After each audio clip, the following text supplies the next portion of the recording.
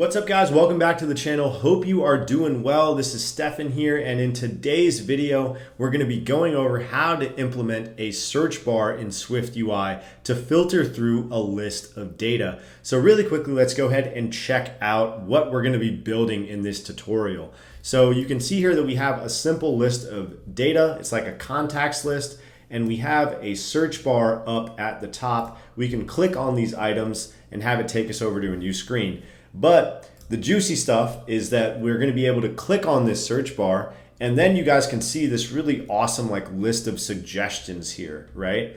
So, but without even searching for anything, I can click on that list of suggestions, and then it will actually take me to that list item that I'm looking for, right? So we're going to go over how to implement that sort of suggestion list feature. So when I actually click on this search bar, it presents me with a new view. And then we're obviously going to go over how to implement actually searching for something. So if I type in like GO, it gives me back the items in my list that correspond to that stuff. So like Goku, for example, or Gohan, right? So that's what we're going to be doing in this video, guys. Let's go ahead and jump right into Xcode. Really quickly, guys, before we get started, make sure you check out my online courses available at stefancodes.com. The link is in the description to this video. So as you can see, we have some courses here teaching you how to build things like Instagram or a messaging application.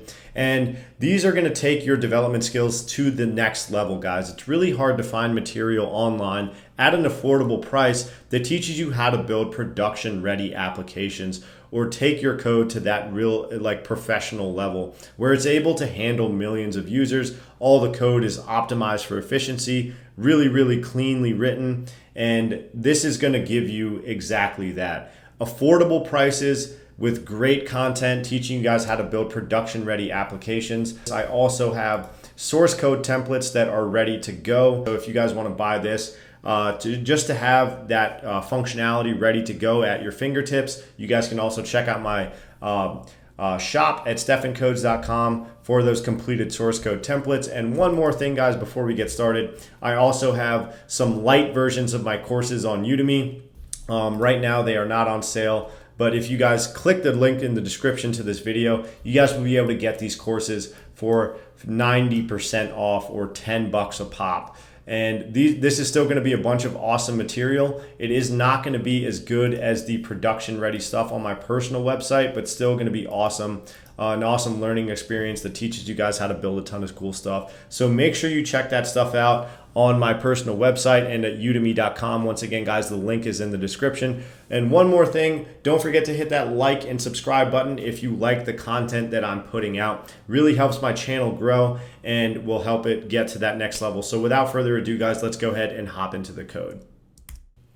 All right, guys, so let's go ahead and get started with the code. So I have a blank Xcode project opened up right now. And the first thing I want to accomplish in this video is getting the search bar to show up on screen with some functionality, right? Like I want to be able to type some stuff into it, show the keyboard, hide the keyboard, clear the text in the search bar, all that good stuff. So let's go over really quickly how to do that. We're actually going to see that it's really easy through use of this searchable modifier that SwiftUI has come out with. So below this text property or component, just go ahead and add this searchable modifier.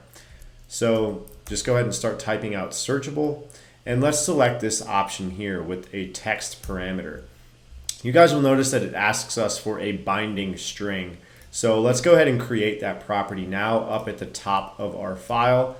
So we're going to create a class level property called, it's going to be a state private var search text equals an empty string, and then we can just go ahead and pass that in through use of this $ search text, okay? So we're going to go over why this has to be a state property. Really quickly, if you guys were to run this right now, you would not see the search bar showing up on the screen. And that's because right now it has nowhere to live, right? So what we need to do is actually go ahead and command click onto this text property and just hit embed in HStack or something and replace HStack with navigation view. So basically, guys, we just have to wrap this text inside of a navigation view. And basically this gives the search bar a home, right? The search bar is just going to live inside of that navigation view. Guys, we're gonna get an error here. I'm currently using the Xcode beta 13.5 version of Xcode, and it requires you to add this availability check here. So I just select the last option, add available attribute to enclosing struct. We're gonna have to do that in a couple places. We got to do it above the preview and above the struct here, and we also have to do it in the app file. Right, okay. So now that we've done that, we can go ahead and resume our preview, or you guys could run the project, either one. I think the preview is being annoying right now. The beta seems really buggy, guys. It's actually been annoying the daylights out of me. So let's actually just go ahead and run the project. Yeah, it's actually just a lot faster to run the project. And we can see it come up on the simulator live right now. So basically all we're gonna see, guys, is the text hello world. And now we should also see a search bar up at the top if it ever, there we go. Okay, so you guys will notice that if I, select the search bar and once I click into it, it shows the keyboard. It moves my view up by, the correct offset. I can start typing stuff into it and I can cancel out of it. I can clear the search bar, and all of that functionality just comes through use of this searchable modifier. So that's really nice. Before we had to build all of that stuff out ourselves, which was very annoying. So this is a long overdue piece of functionality that we needed from in SwiftUI. So let's now go over how to actually start using this search text property and explain why this needs to be a state variable. So really quickly, guys, go ahead and let's replace this text with something else. We can say search for, and then do some string interpolation, and pass in that search text. So let's go ahead and run this again. I'm just gonna close out of the preview, guys, because it's pretty useless at this point. So we see search for, and the cool part about this is that now, as I start typing things into the search bar, it updates this text property in real time or live, right? So the reason for that is because it's this state property. So the search text guy, we're passing it in here, and we're using it in this searchable modifier so that as we update things in the search bar, it's also going to update this search text property. And that's because it's bound to this searchable modifier. So now, because we are using this to construct this text component, every time we change or modify this search text property, it is going to reconfigure the view to show the most up-to-date version of what that is. So as I delete things or add things to it, it modifies the state property, and then the view reconfigures based on the fact that it says, hey, this search text is part of this text component. The view reconfigures and shows us the most up-to-date version of that search text guy. So you guys can imagine how this might be helpful when we want to actually search through a list of items, right? So as we type things into the search bar, we'll be able to update a list of filtered results based on what the user is typing into that search bar. And that's exactly what we're going to go over how to do right now, right? Because the whole point of a search bar is to search for stuff. So let's go ahead and really quickly just create an array of names, guys, or you guys can make it whatever you want. I'm going to do just a simple array of strings. So I'm going to create this var called names, and I'm going to make it equal to just a simple list of strings. So I'm going to say Goku, Gohan. I'm doing Dragon Ball Z characters because I love Dragon Ball Z. Vegeta, and let's do Trunks, and like maybe Cell and Frieza too. Okay, so this is just a list of names. You guys can make this literally whatever you want. Let's just make sure that it's an array of strings, okay? So now let's reconfigure our body here to actually display this list of names. So delete this text guy, and we're gonna create this list, and then we're going to use a for each loop, and then select this option, guys, data content. And our data is just going to be this list of names. So we're going to say names. We also have to pass in an ID for each one. So \self. And then the content is going to just be name in. Okay, so now we have access to each name that we're looking at in this closure. And we're going to pass in a text with the name. Okay, so if we were to build that, it should be okay. So let's just run this really quickly to make sure we have a list. Our search bar is not going to be there anymore. All right, so awesome. I have a list of names. We could give this list like a navigation title. So let's say .navigation title contacts or something like that. And just clean this up a little bit. Okay, so this is looking pretty good. Now on this list, guys, we are going to add the searchable modifier. So we're not going to do it on the text anymore. We're actually going to add the searchable modifier to the list because we want that searchable modifier to apply to the entire list that we're looking at. So we can search through this entire list of items that we have. So go ahead and say .searchable and now pass in our search text, right? So this still isn't going to add any functionality to our search bar, but it will give us the ability to have that search bar show up and have all of that inherent search bar functionality, right? So that's cool, but what we ideally want is for when we type stuff in here, for it to actually filter through this list. So let's go over how we're going to accomplish that. Really quickly, I'm just going to create a computed property here, guys, and it's going to be called search results. And it's going to be an array of strings. And basically, we're going to use this to get the filtered result of names based on what the user is typing into the search bar.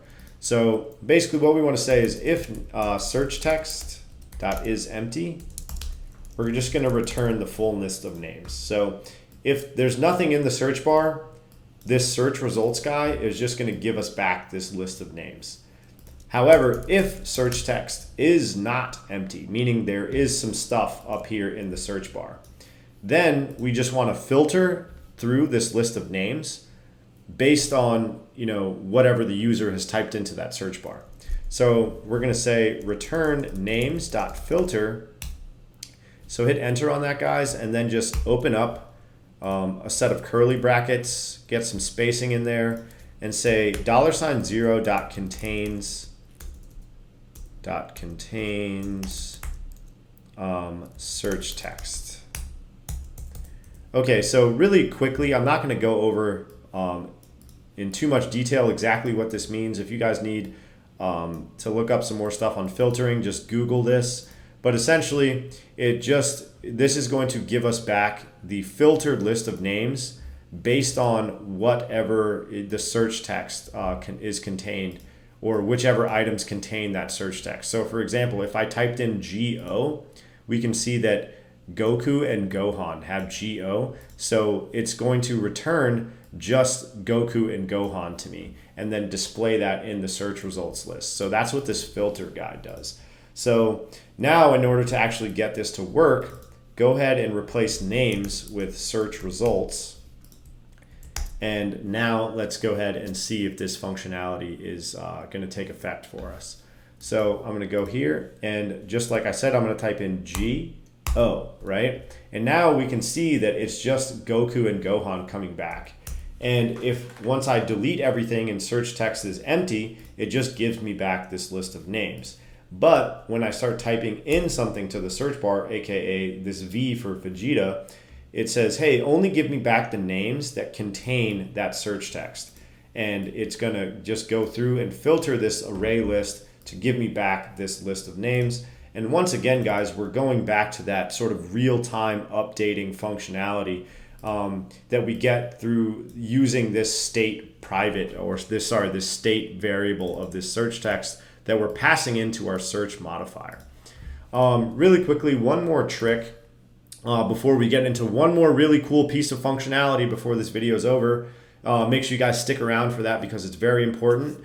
We can add a prompt to or title to our search bar. So if you guys just go and put some quotes before the text right there, you could say search contacts or something, right? And if you run this again, you'll notice that my search bar contains that placeholder text there now. And all of the functionality is exactly the same.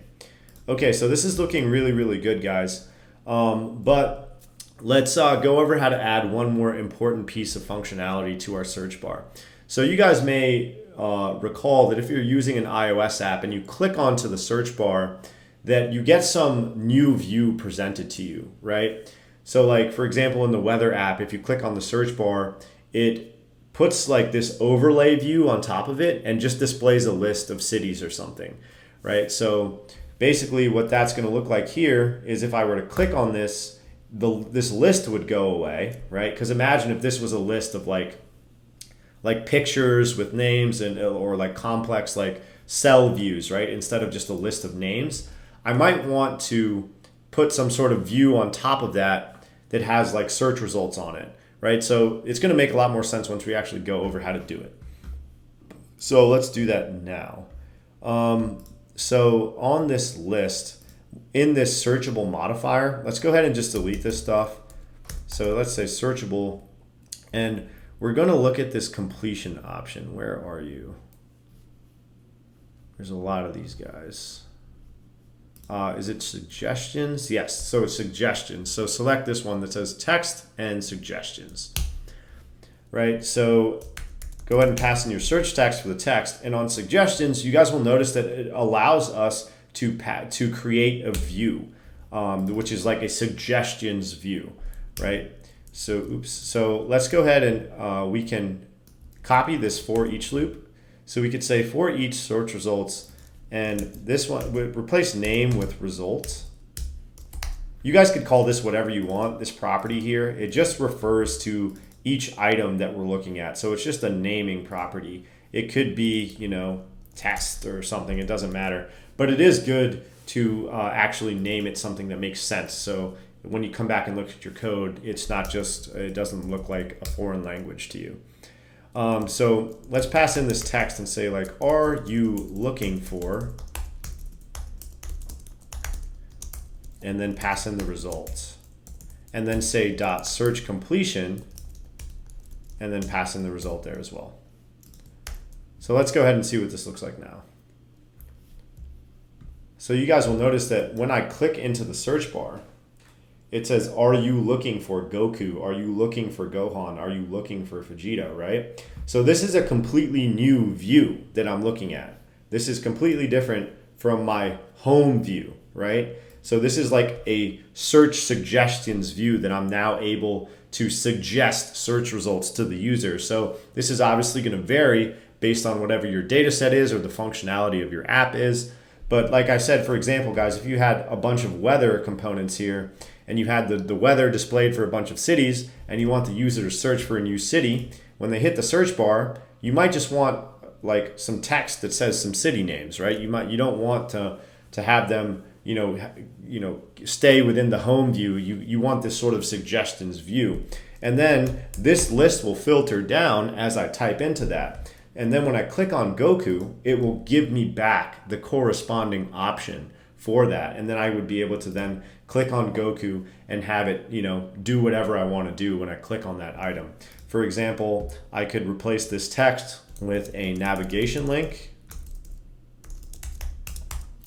destination, text, name, label, and paste that guy in there. And now this is going to be more of like what you might see in an actual application where, now if I click on an item, it takes me to a new screen. If I search for something like, are you looking for Goku or Gohan? I click on Gohan and then it says, oh, hey, here's the Gohan option. And then it takes me over to Gohan. And if I X out of this and X out of this, it just takes me back to my original view. So that might not be something that you guys need, but it's definitely nice to have, right? when you're implementing a search feature in your application. So that's pretty much going to wrap it up for this video, guys. Now, one quick note before we end is this search results guy, you guys would actually want to have this, inside of a view model or something, because, in a real life application, you're probably going to be fetching this information from some sort of API. So your data source would exist in your view model as some sort of published property, and then you would, use the view model to do that. I just introduced this in our content view file to make things simpler and not take up a bunch of time in this video. But anyway, guys, that's going to do it for this video. Searchable feature in SwiftUI is absolutely awesome, something that was long overdue, and I'm really glad it's out now because anytime you want to implement a search feature in your app, it's really easy now with a bunch of really cool functionality.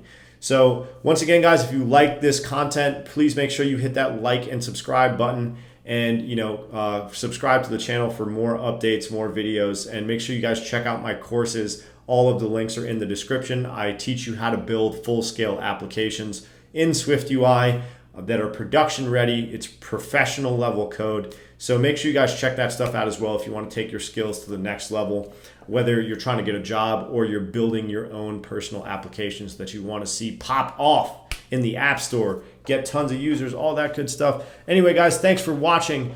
Thank you for your time. We'll see you in the next one. Tons more videos and more content to come. We'll see you later. Peace.